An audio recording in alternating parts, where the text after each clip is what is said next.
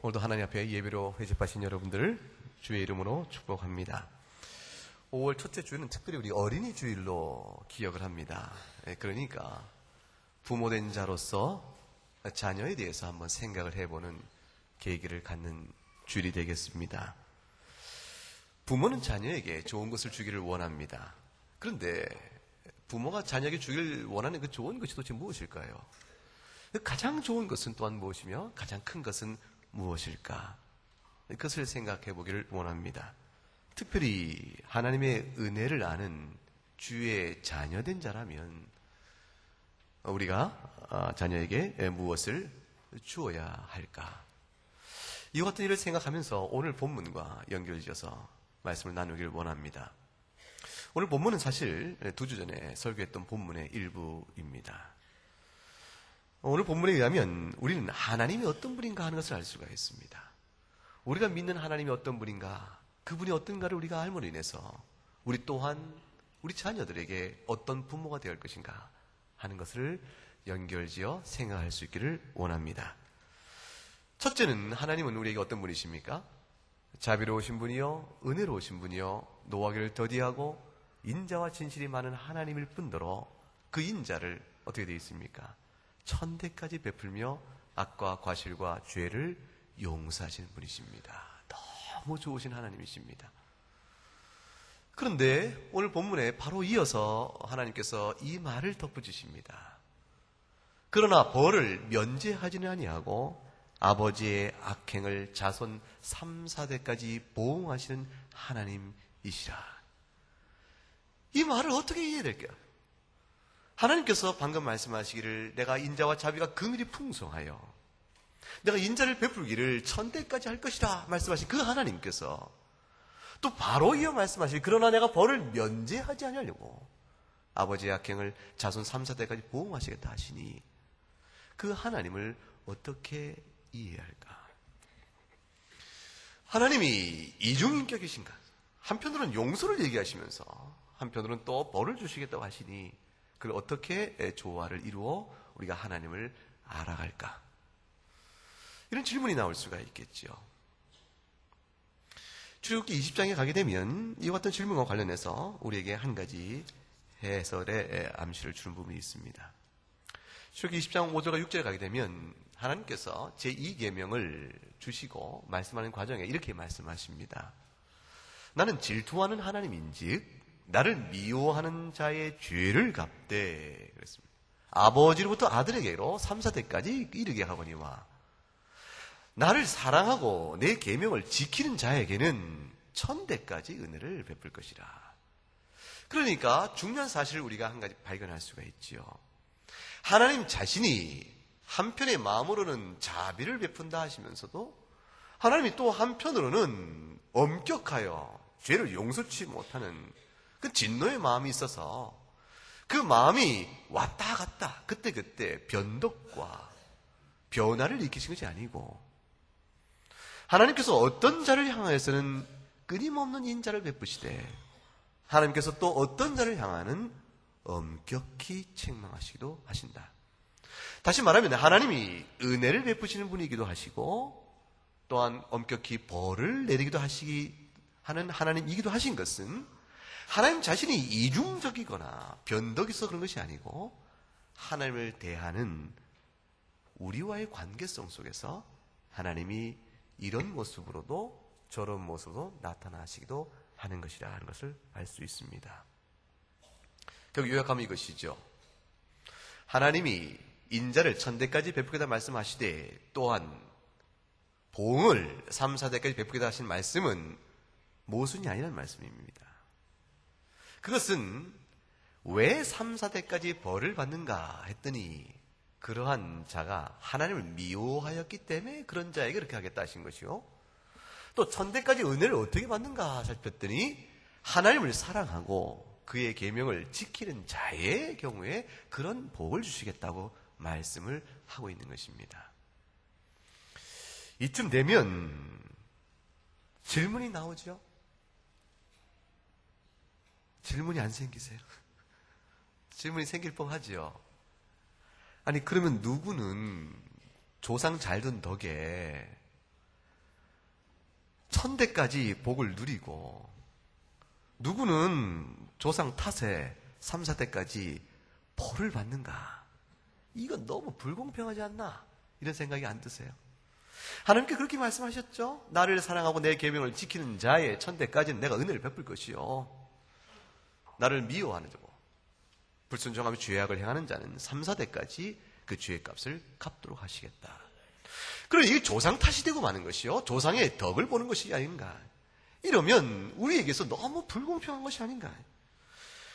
아무 잘못도 없는 사람이 조상의 탓에 억울하게 어려움을 당하게 되거나 또는 아무 공도 없는 사람이 조상 덕분에 하나의 복을 받는다면 이거야말로 너무 불공평한 것이 아닐까. 하나님을 어떻게 이해하고 예비하고 나아가야 할까. 이런 부분에 대한 오해나 문제의식이 있을 수가 있습니다. 근데 대체로 어떤 사람이 불평을 하겠어요?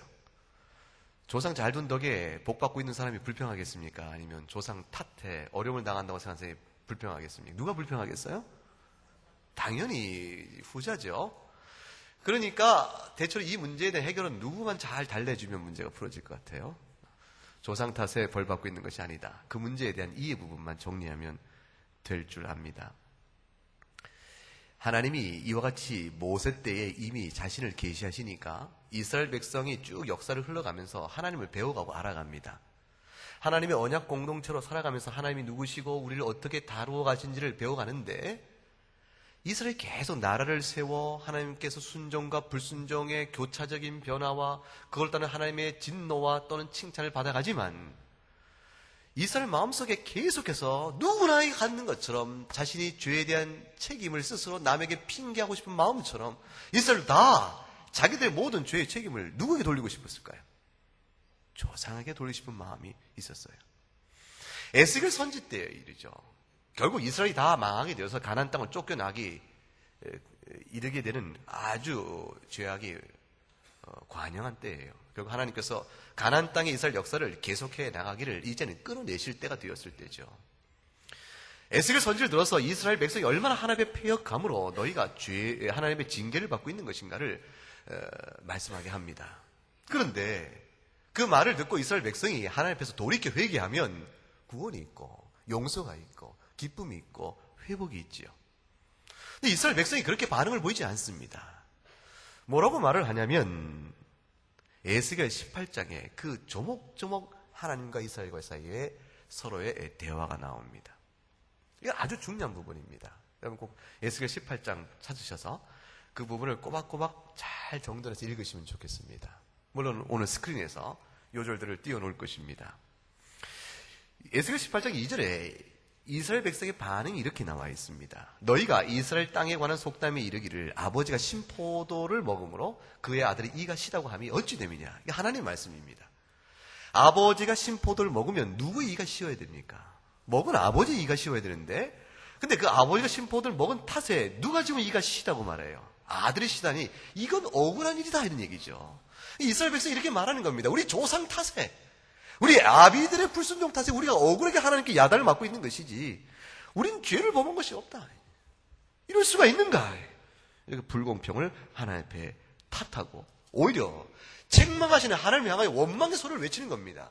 하나님 어째 우리를 야단치십니까?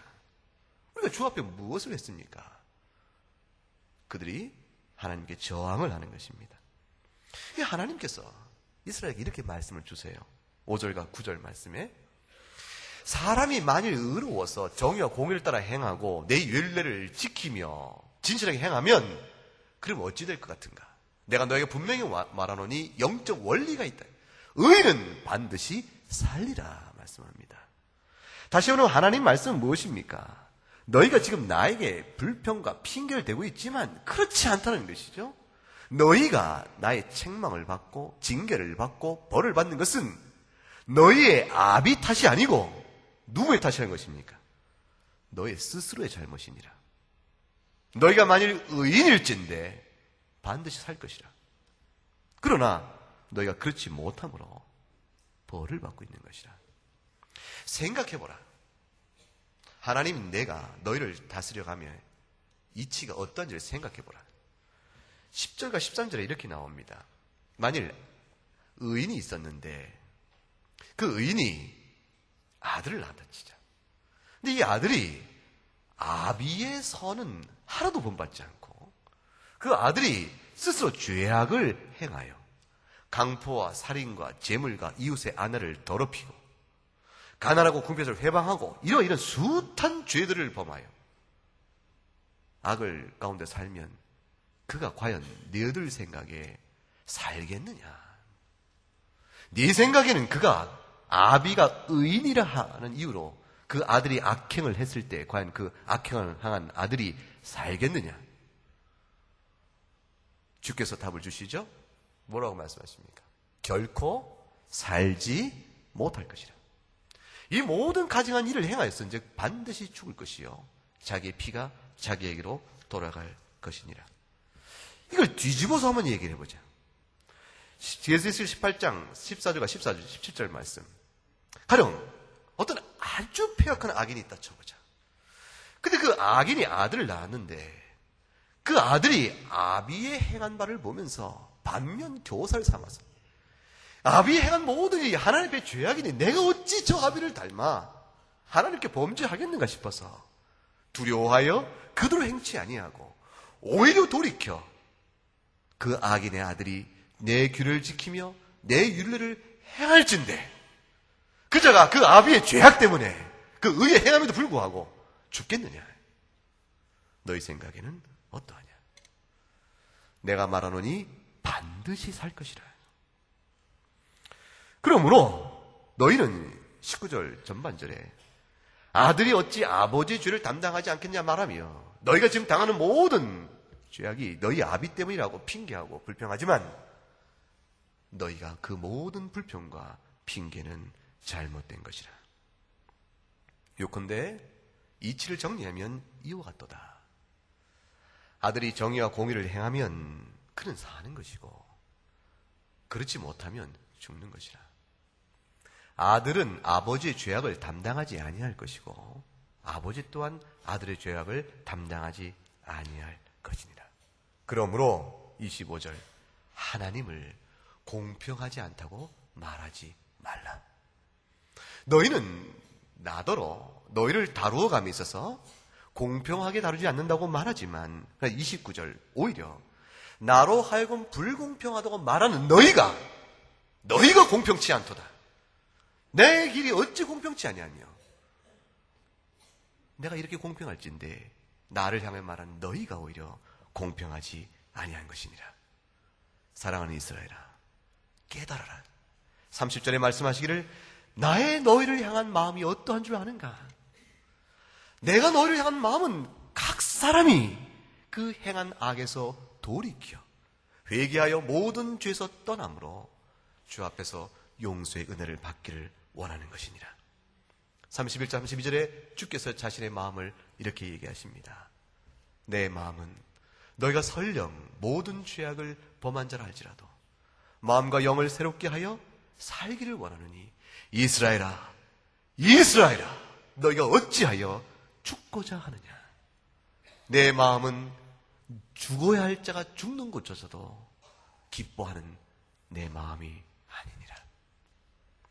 하나님이 그 긍휼과 자비의 마음을 이렇게 적나라하게 나타내 보셨습니다.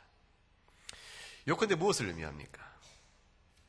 아비가 의인이라 하여 자손 대대로 후손들이 악행을 해도 그 잘둔 아비 덕분에 은혜와 복을 기계적으로 누리는 것이 아니라는 것을 말씀합니다. 아비가 비록 악을 행한 자라 할지라도 그 일 때문에 자손들이 주 앞에 바르게 살거나 그렇지 않은 게 상관없이 그 아비의 죄악 때문에 대대손손 기계적으로 벌을 받는 것이 아니라는 사실을 의미합니다. 그래서 매우 중요한 이치입니다. 세상에 이런 말을 하는 사람들이 있었어요. 가게 흐르는 저주를 끊으라. 이런 얘기가 있습니다. 기독교 계통의 서적 가운데 나온 말입니다. 무당들이 또 그런 얘기 하죠. 이 집안에 업보가 있고 이 집안에 화가 미쳤으니 이 업보를 끊어내야 집안이 잘 될 것이요. 하다못해 조상 묘라도 옮겨야 될 것이라. 운명론적이요, 숙명론적으로, 거의 기계적으로 우리의 모든 어떤 운명의 지배가 있어서, 그래서 그것이 조상의 어떤 잘못 때문에 대대손손 어떤 화를 입고 있다는 식의 생각, 그 모든 생각은 하나님이 우리를 다스려 가시는 섭리의 방편하고는 전혀 다른 것이요, 잘못된 것이요, 거짓된 것이요, 악한 것입니다. 하나님께서 우리의 인생을 다루어 가실 때는 우리의 조상이 주 앞에서 어떤 삶을 살았거네, 우리가 오늘 살아가는 인생 앞에서 어떤 삶을 살아가냐에 따라서 주께서 우리의 인생을 생수와 화복으로 우리를 복주시고 이끌어 가십니다. 조상의 업보 때문에 화를 입어서 무당을 불러 구슬해야 되거나 그걸 끊어내기 위해서 운명론적인 어떤 힘을, 초월주를 빌어서 빌고 빌어야 되는 일이 하나님의 섭리 가운데 있지 않습니다. 그 모든 죄악된 잘못된 귀신의 장난과 같은 일입니다. 하나님 우리를 그 모든 가운데서 자유케 하십니다. 각각이 자기의 행한 대로 주 앞에 설 것이요, 아비가 악인이라 할지라도 그 자녀 때에 그 아비의 악행을 보고 돌아서면 하나님께서 복을 베푸십니다. 아비가 의인이라 할지라도 그 의인의 아비의 본을 따르지 못하고 자식들이 악행을 하면 하나님이 벌을 내리십니다. 그 어떤 일에 대한 성경적 사례는 숱하게 있습니다.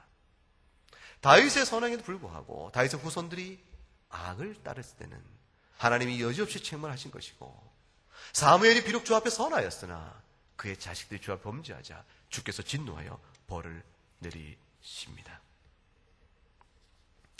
그러면 왜 하나님께서는 오늘 본문에서 자신을 드러내시기를 내가 긍휼과 자비가 풍성한 하나님이요 모든 죄와 과실과 허물을 용서하는 하나님이라 말씀하시면서 인자를 1000대까지 베푼다고 말씀을 하셨을까?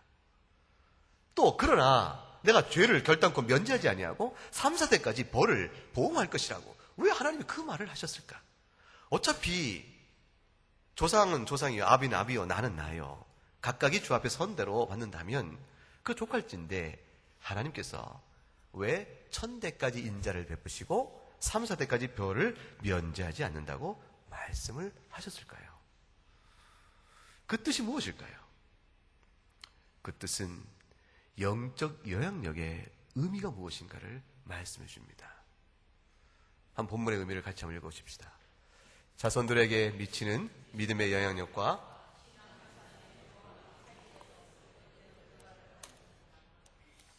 아주 중요한 의미를 오늘 이 말씀 속에서 생각을 원합니다. 하나님을 어떻게 믿고 살아가냐에 따라서 오늘 그 한 세대의 믿음은 그 당대의 믿음으로 끝나는 것이 아니요, 당대의 행복으로 끝나는 것이 아니요, 당대의 복으로 끝나는 것이 아니고, 그 당대의 그 믿음의 복은 그 자녀들에게 유전돼가는 과정을 통해서 하나님의 복이 끊임없이 이뤄갈 수 있음을 약속해 줍니다. 이것은 기계적이며 그들의 자손들이 어떤 신앙 반응을 보이는가에 상관없이 주어지는 운명론이 것은 결코 아니지만, 기계적이며 운명론적인 것은 결코 아니지만, 그러나 믿음의 아비를 둔 자식이 그 아비의 믿음의 본을 받아 주 아비로부터 받은 바의 신앙이 양육에 따라서 양육되어 갈 때 그 자식 또한 그 아비가 그런 것처럼 하나님 앞에 살아가는 인생을 살아가게 되므로 그 또한 하나님의 복을 받게 되는 자손으로 서게 되어진다는 것을 의미합니다. 여러분 생각해 보세요. 여러분 모두가 믿음의 백성입니다. 우리가 자녀를 향해서 무엇을 남겨주며 우리 믿음에 따라서 자녀에게 무엇을 가르치길 원하겠습니까? 만 가지 죄악을 용서하시고 사랑을 품으시며 생사화복을 주장하시고 우리 인생을 붙드시다가 주 나라 임할 때까지 하나님 나라의 백성을 살게 하시고 모든 것을 이끌어 가시는 하나님의 사랑을 자녀에게 가르쳐 주길 원합니다. 죄악을 미워하고 주의 교훈을 사랑하게 하며 결국 우리 가운데 부패한 죄성에 따라 우리의 삶이 어떻게 이루어질 걸 다 알기 때문에 우리 어린 자식 안에 있는 부패한 죄성을 바라보면서 주께서 불쌍히 여기셔서 우리 자식의 심령 속에 새롭게 성령의 은혜를 부어주심으로 그 안에서 우리와 같이 은혜의 삶을 살아갈 수 있도록 주께 우리가 바라는 기도를 할 것입니다. 동시에 그 자식의 삶 속에 주의 교훈을 낱낱이 가르쳐 나갈 것이에요. 그렇게 되어지면 결국은 우리 자식들은 부모인 우리를 본받아서 결국 어떤 삶을 살게 되어지겠어요? 하나님 앞에서 믿음의 삶을 살게 될 것이요. 그 결과로 그도 또한 주 앞에서 의로운 자로 살게 될 것이니 결국 믿음의 가정 속에 영적 부요함과 하나님의 복의 축복의 사슬은 이어져가며 이어져갈 수 있게 되어지는 것입니다. 경건한 자손들은 따라서 그가 하나님 앞에 살아가는 삶을 살기에 반드시 복된 삶을 살 것이요. 그렇지 못하면 정욕과 죄악대로 살아가면 그 아비의 죄성대로 그 자식들도 죄성의 부패한 모습에 과감한 행동적 습관을 닮게 되므로 결국 실패한 삶을 살 가능성이 높아지게 되어집니다. 하나님께서 인자를 천대까지 베푸겠다는 말씀의 뜻은요, 결국 아비의 영적 경건을 본받아 그 자식 또한 믿음의 삶을 살게 될 환경적인 혜택과 그 도우심이 풍성하다는 사실만에 그치는 것이 아니고 과연 믿음의 가족의 언약 백성으로 자식을 붙여주었으니 하나님께서 그 자식 때에도 특별한 의미를 두고 보살필 것에 대한 암시를 줍니다. 믿음의 가정에 있는 모든 사람이 다 그럴 수는 없겠지만, 왜냐하면 기계적이며 운명론적이지 않기 때문에 믿음의 신실한 아비와 할아버지를 두었어도 그 가운데 불순종의 자식들이 나올 수 있겠지만, 그러나 하나님께서 오늘 우리에게 주시는 위로와 놀라우신 말씀은 그 경건한 아비의 천대까지 이르는 긴 세월의 후손들 가운데서도 하나님께서 은혜의 복을 그것이 미쳐서 돌이켜 주 앞에 나오는 그런 영적인 복을 천대에 미치는 후손들에게도 기억을 하시겠다고 말씀해 주십니다. 이와 같은 얘기죠. 저 먼 조상 때의 주 앞에 충성한 그 가문이 어느 때 한 줄기 속에 굴절이 있고 주 앞에서 배역하며 불순종의 신앙을 살다가 흩어져 버려서 죄 중에 있을 때에 그 많은 대를 이어오지만 어느 때라도 주께서 그 대에 한 대에 다시 돌이키는 은혜를 베푸셔서 조상의 하나님의 경건한 삶을 기억하시고 후손들에게 새로운 갱생의 은혜를 주시겠다는 약속까지 함축되어 있는 것입니다. 놀라우신 사랑입니다. 오늘 우리가 믿는 하나님의 백성으로 누리는 이 기쁨과 행복은 우리 자신만의 행복과 기쁨이 아닙니다. 오늘 우리가 주 앞에서 불순종과 죄악과 죄의 정욕대로 살아가는 모든 실패한 삶의 고통은 우리 당대에 끝나는 고통이 아닙니다. 그것은 믿음의 영역을 떠나서 일반적인 사람의 삶의 형편을 봐도 압니다. 아버지의 모든 죄악성과 비참한 삶의 모습을 보고 자란 자식이 받은 정신 충격과 심리적인 영향은 그가 성인이 되어서도 어느 결에 나타나는 아픔들을 봅니다. 아버지의 잘못을 위해서 자식들이 누려야 될 정신 고통과 삶의 고통이 어떤 것인지 우리는 이미 겪어서 아는 사람들 아닙니까? 우리들 삶 속에서 이미 우리가 날마다 보는 것이고 이웃간도 보는 것이고 여러분의 가문에서 몇 대를 거슬러 가면 눈에 보이는 일들 아니겠습니까? 한국 현대사 속에서 그 고통이 없는 집안의 내력이 어디 있겠습니까? 그러나 하나님께서 말씀하시죠. 그 어떤 굴절이 있다 할지라도 그 아비의 죄악을 보고 돌이켰으면 그가 아비의 죄악 때문에 벌을 받겠는가? 그렇지 아니하다. 그러나 3세대까지 죄의 고통이 내려올 것인즉 그 자식과 자식의 세대 속에 주 앞에 돌이켜 서는 일이 얼마나 힘들고 어려움과 눈물이 있겠는가. 그리하므로 오늘 아비된 자들이 하나님 앞에서 무엇을 바라고 무엇을 구하며 살아야겠는가. 그것이 오늘 주시는 말씀입니다. 우리가 많이 듣던 예화가 조나단 에드워즈에 관한 예화죠. 제가 화평교회 와서도 안만수 목사님께 들은 예화니까 그 전에도 또 여러 번 들었으니까 여러분도 많이 들었을 거예요. 조나단 에드워즈는 지금부터 약 300년 전에 미국 청교도 중에 한 분입니다. 그분의 학문은 매우 뛰어나서 지금까지 미국의 뛰어난 천재들 가운데 한 사람으로 대표적인 미국이 낳은 지성으로 손꼽히는 분입니다. 예일 대학을 세웠고 프리스턴 대학의 총장을 겸했고 그의 말씀으로 숱한 사람이 하나님께 돌아오는 회심의 역사가 있었고 대각성에 큰 은혜를 일으켰던 그런 역할을 하신 분이었습니다. 신학에 뛰어날 뿐 아니라 삶의 경건이 훌륭하였고 또는 그는 곤충학자이기도 했습니다. 그분의 이제 그 150년 동안의 삶의 동안에 후손들이 어땠는가 조사했대잖아요.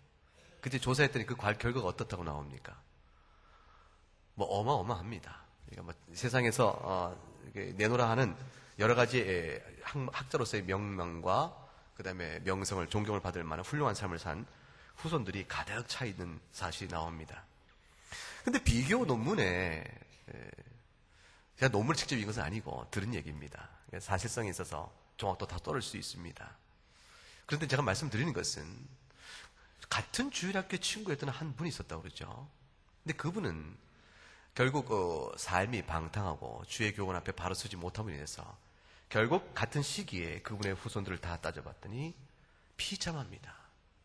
참 비참합니다. 살인한 자가 숱하며 음란하게 산 사람이 숱하며 이루 말하기 어려운 아주 참혹한 비참한 모습의 삶을 후손들이 살고 있었다. 두 개를 같이 그냥 직접적으로 이렇게 1차적으로 비교해 보게 되면 뚜렷이 드러나죠. 물론 여기에는 여러 가지 이의가 있을 수도 있죠. 왜냐하면 서약적으로 볼 때도 집안의 배경이 좋으면 자식들에게 좀 더 좋은 환경이 주어질 것이고 그렇지 못하면 어려우니까 그만큼 사회적인 변화에 계기가 적을 것이니까 그렇게 단순 비교가 가능하겠냐 이렇게 얘기할 수 있을 것입니다. 그럴 수 있겠죠. 그런데 오늘 제가 이 말씀을 드리면서 이 예화를 한번 생각해 본 것은 그것입니다. 그런데 에드워드의 자손들의 사람들의 경우 또는 그렇지 않은 사람의 자손의 경우 그들의 삶이 어떻게 해석되건 간에 한 가지 분명한 것은 한 명 한 명 우리의 자손 한 사람 한 사람 자식이 오늘 우리가 쓴 것처럼 믿음 앞에 서 있으면 복을 받는 사실입니다. 믿음 앞에 서 있으면 방탕하지 않을 수가 있고 주 앞에서 회개가 뭔지 알 수 있으며 견실하며 성실하며 주 앞에 지혜를 구하며 하나님의 도우심 가운데 살아가니 그의 삶이 복되고 아름다울 수밖에 없습니다. 중요한 초점이 이것입니다. 대대로 신앙을 유전하라는 것입니다. 신앙의 유전은 결코 혈통으로 저절로 되는 것은 아닙니다. 그래서 한 대 한 대마다 하나님 앞에 믿음의 결단이요 순종의 자세로 엄숙히 노력하여 가르쳐야만 되는 것입니다. 만약 우리가 자식 때 신앙의 유전을 일으키기 위한 경건의 노력과 신앙의 교훈을 게을리하면 우리 자식의 때에 신앙이 열심히 나오지 않는 그런 자손이 생길 수 있는 것은 분명하지요. 하나님 오늘 주시는 말씀이 있습니다. 내가 나를 사랑하고 내 계명을 지키는 자에게 인자를 1000대까지 베풀겠다고 말씀하셨을 때 그것은 하나님이 기대하는 바가 있죠. 정력과 하나님을 사랑하고 그 계명을 지키는 자는 하나님 사랑 때문에 자식에게 하나님을 가르칩니다. 하나님을 계명을 지키는 것은 곧 자식에게 신앙을 가르치는 것입니다. 그 자식이 부모로 그 신앙을 배웠으니 자식의 자식에게도 그 신앙이 가르쳐 나갑니다. 1000대까지 이어갑니다. 여러분, 어린이 주일입니다. 이미 여러분 품에 장성하여 떠난 자식들은 어쩌지 못하시겠죠. 그러나 기도하셔야 합니다. 이제 내 품에 있는 자식은 기회가 열려 있습니다. 말씀과 기도로 가르쳐야 합니다. 하나님이 우리를 자녀로 삼으셨습니다. 우리를 자녀로 삼으시고 우리 아버지 되신 하나님께서 우리에게 무엇을 가장 주기를 좋아하실까요? 우리는 오늘 시작에 뭐라고 하겠습니까? 자녀를 사랑하는 부모가 자녀에게 줄 수 있는 가장 좋은 것이 무엇이냐고 물었습니다. 하나님이 우리에게 주기를 좋아하시는 가장 귀한 것은 무엇일까요? 누가복음 11장 13절에 같이 읽어보겠습니다. 너희가 악할지라도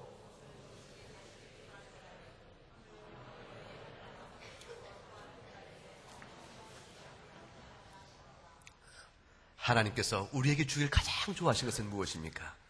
성령입니다. 우리 심령을 새롭게 하시고 하나님의 영원한 생명이 무엇인지 알게 하시며 이 땅에서 주와 동행하며 주를 찬송하며 주의 계명대로 살기는 그 지극한 복을 하나님 우리에게 주시기를 원하십니다. 하나님의 하늘에 계신 아버지께서 우리에게 그 복을 주기를 원하실진데 육신의 아버지로서 육신의 부모로서 우리는 우리 사랑하는 자녀에게 무엇을 주어야 하겠습니까? 여러분 무엇을 주기를 원하십니까? 바로 성령의 충만한 은혜가 아니겠습니까? 여러분의 믿음과 경건을 자녀에게 물려줘야 되지 않겠습니까? 어떻게 물려줄 수 있겠습니까? 어떻게 가르치겠습니까? 우리가 먼저 주의 믿음과 경건으로 힘써 행해야 될 것입니다. 하나님께서 주시는 성령의 은혜를 구하십시오. 성령의 충만함을 이루게 하시고 그 성령의 충만함으로 사랑하는 자식에게 믿음과 경건을 물려주는 귀한 부모가 될 수 있기를 주의 이름으로 축복합니다. 기도 올리겠습니다.